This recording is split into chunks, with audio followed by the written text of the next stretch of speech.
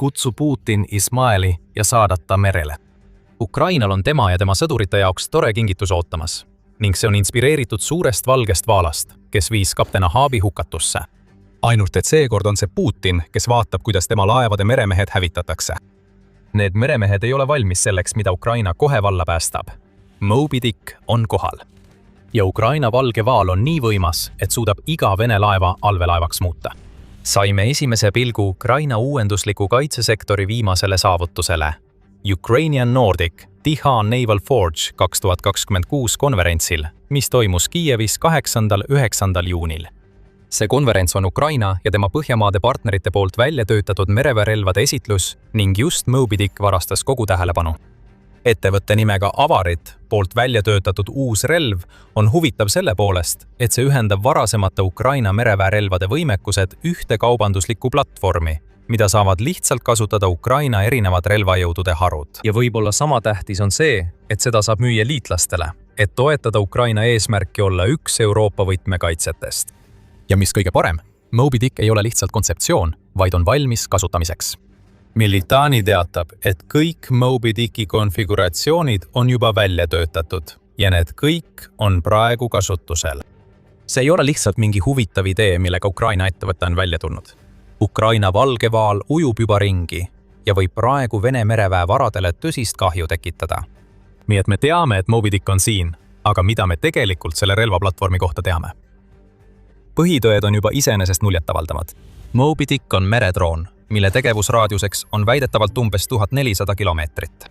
Sellest piisab enam kui küllalt, et katta kogu Mustmeri ja see asetab ka Aasovi mere tegevusraadiusesse. Platvormile saab paigaldada relvi ning see töötab autonoomselt. Euromaidan pressiteatel suudab Moby Dick sõita 120 tundi ilma inimsekkumiseta.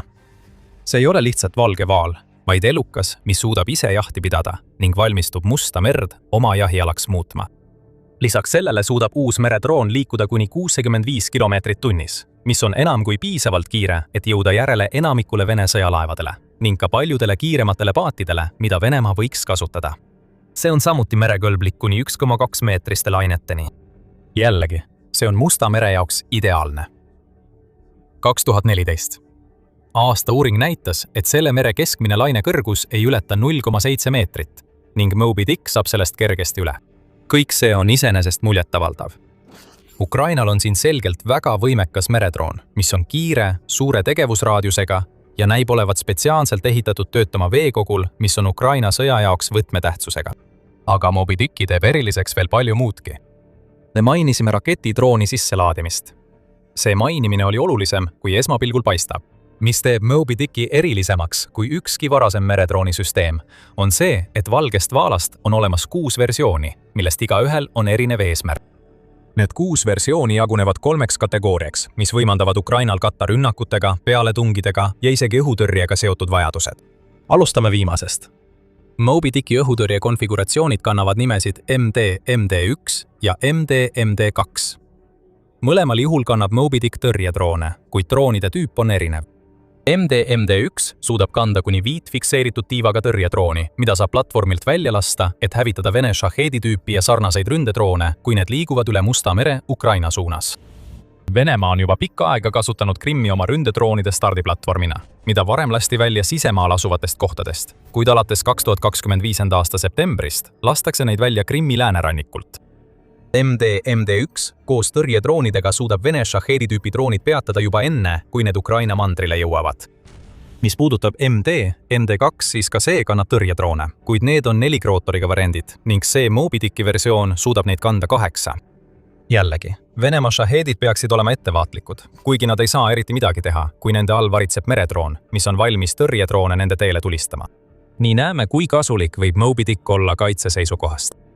Me rääkisime teile ka sellest, et Ukraina saab oma uue drooniga muuta Vene sõjalaevad allveelaevadeks. Siin tulevadki mängu MD-MD3 ja MD-MD4 variandid. Mõlemad on loodud kandma lõhkepeaga laenguid, mis tabavad sihtmärke keskmisel ja strateegilisel kaugusel, teatab Euromaidan Press. Ja neist 2 on MD-MD3 kõige huvitavam.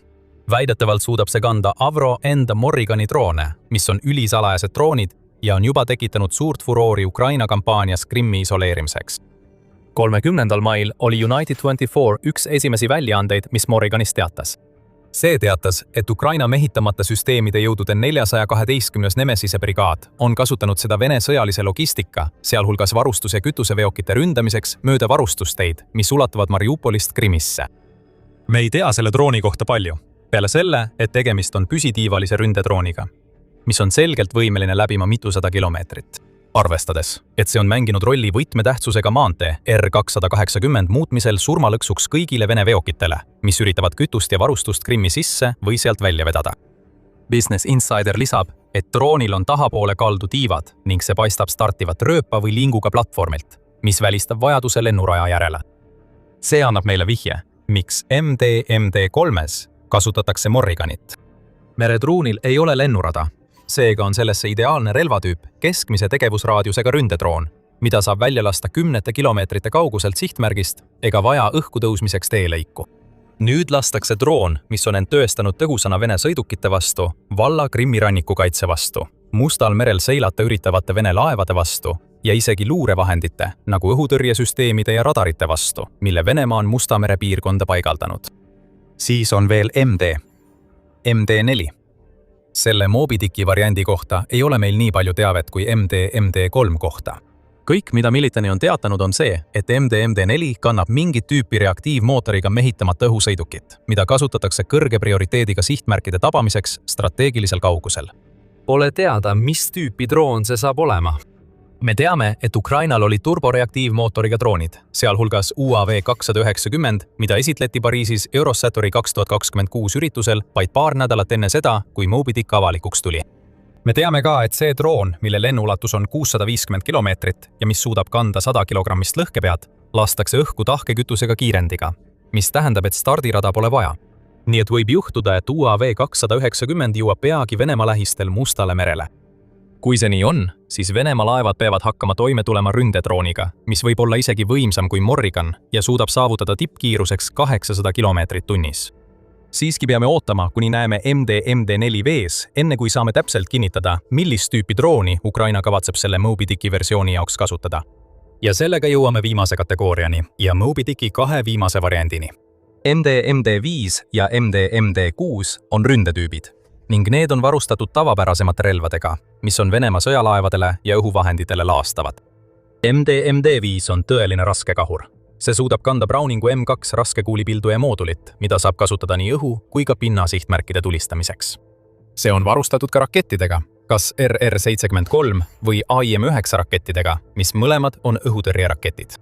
R-73 on Nõukogude ajast pärit relv, mis suudab tabada sihtmärke, mis lendavad kiirusega kuni 2500 kilomeetrit tunnis ja kuni 20 kilomeetri kõrgusel. Mis puudutab AIM-9 raketti, siis see jõudis Ukrainasse tänu USA-le ja Ukraina läänepartneritele, kes seda raketti kasutavad.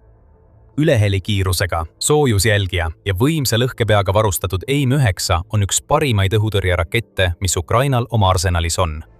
Ühilduvus selle raketiga avab Ukrainale ka võimaluse müüa MD5 oma partneritele. Aga sellest räägime hiljem. MD5 puhul näeme Moby Dicki versiooni, mis näib olevat loodud selleks, et tulla toime kõigi hävitajate või pommitajatega, mille Venemaa on piisavalt rumal, et saata üle Musta mere või suruda Krimmi õhuruumi. Viimane on Ukrainale eriti suur probleem. Venemaa lähenemine oma väärtuslikumate õhuväevaradega on hoida neid okupeeritud alavest eemal ning lasta neil selle asemel tulistada rakette ja liupomme vaenlase tagalast. See lähenemine töötab hästi. Venemaa tulistas juunis Ukraina pihta 59 tiibraketti, 6 laevatõrjeraketti ja 39 ballistilist raketti, teatab United24 meedia. Vähemalt tiibraketid oleksid tulistatud hävitajatelt või pommitajatelt, millest osa asub Krimmis. Venemaa tulistab Ukraina pihta ka kuni 250 liukpommi päevas, teatab Euromaidan Press, kusjuures nende lennukid peavad oma laastava koorma kohale toimetamiseks tegema kuni 200 väljalendu päevas. MD5 on Ukrainal nüüd meredroon, mis suudab need relvad välja tulistavat lennukid taevast alla võtta. Siin ei ole eesmärgiks vaheltpüük. Ukraina soovib tabada allikat ning MD5 muudab selle võimalikuks. Krimmi ranniku lähedal asuvad mereplatvormilt välja lastud õhutõrjeraketid võivad poolsaare muuta Venemaa jaoks täiesti väärtusetuks, kui jutt käib rakettide ja liukpommide tulistamisest Ukraina territooriumile. Ja viimasena, kuid mitte vähem tähtsana, on MD6. see on platvorm, mis saab olema kõige ohtlikum Venemaa sõjalaevadele. See võib olla kandjaks löögifunktsiooniga FPV droonidele, mida saab kasutada igasuguste sihtmärkide vastu, alates õhutõrjest kuni väikeste alusteni. Aga selle Moby Dicki versiooni trumbiks on 300-kilone lõhkepea, mis on drooni sisse paigutatud. See lõhkepea muudab MD-6 Ukraina kamikaatse vaalaks ning see on piisavalt võimas, et teha sõjalaevadesse auke ja täielikult hävitada sadamataristut. See on see Moby Dicki versioon, mis paistab ilmselt kõige selgemini põhinevat Ukraina olemasolevatel meredroonidel, mis on juba tekitanud nii palju kahju Venemaa varadele Mustal merel. Kõik see ootab Venemaad.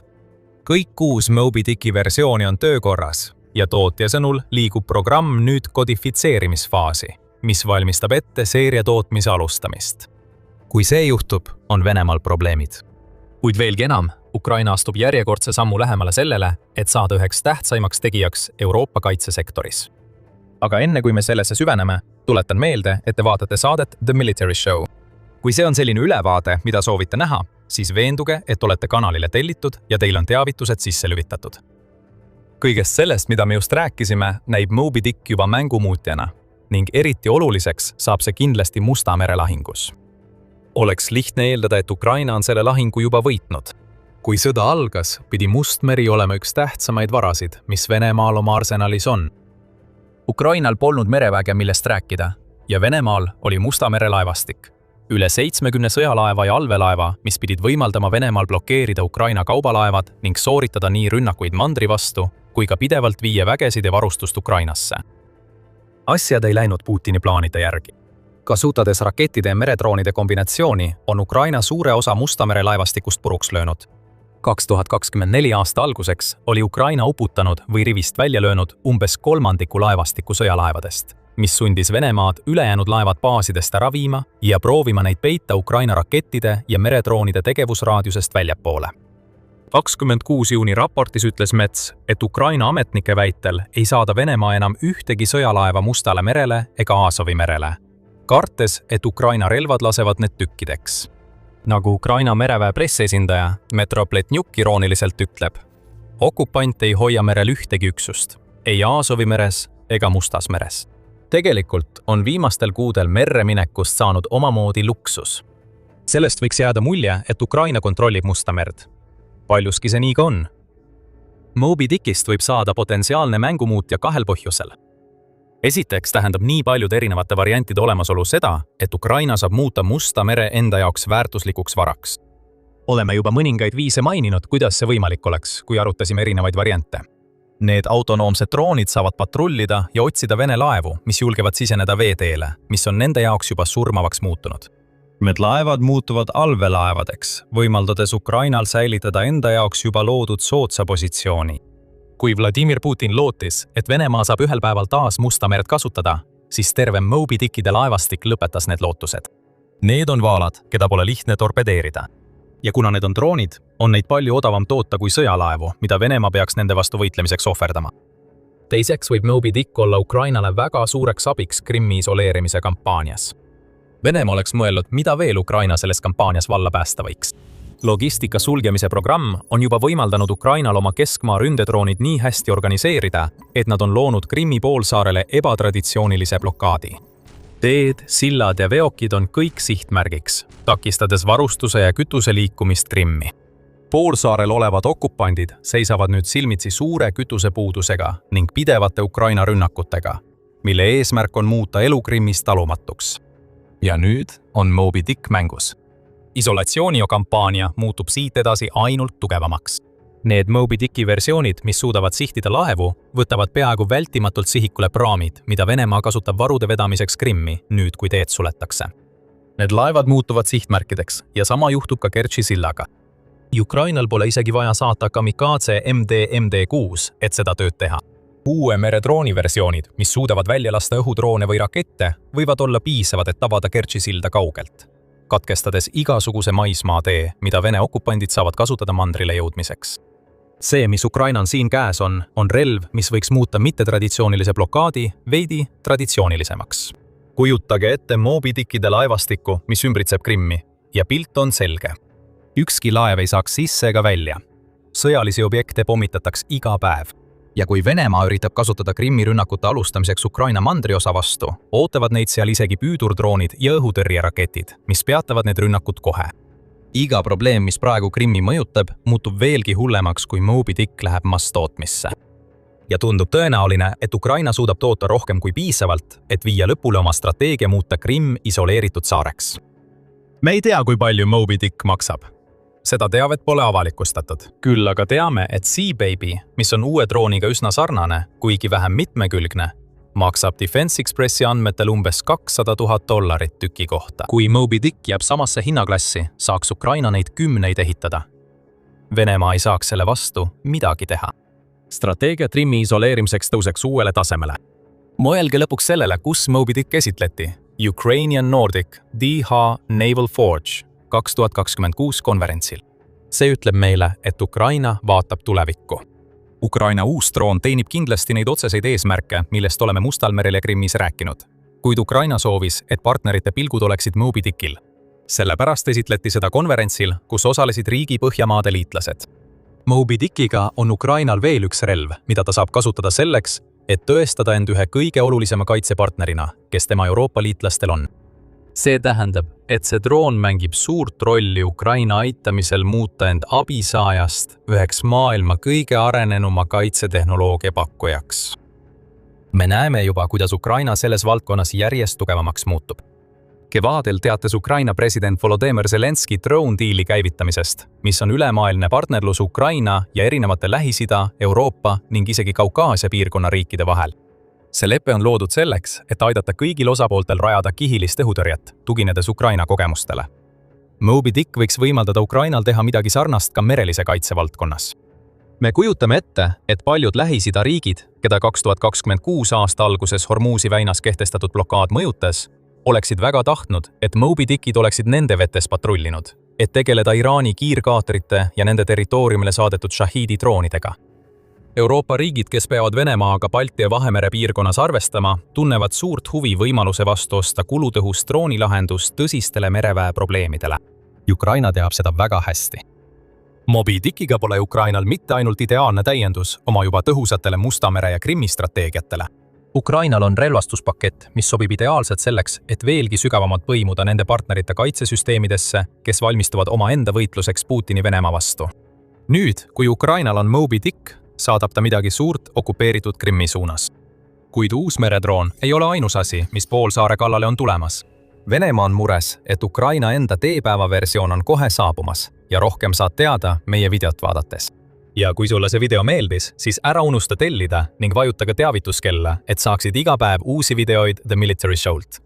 Ja nagu alati, aitäh vaatamast!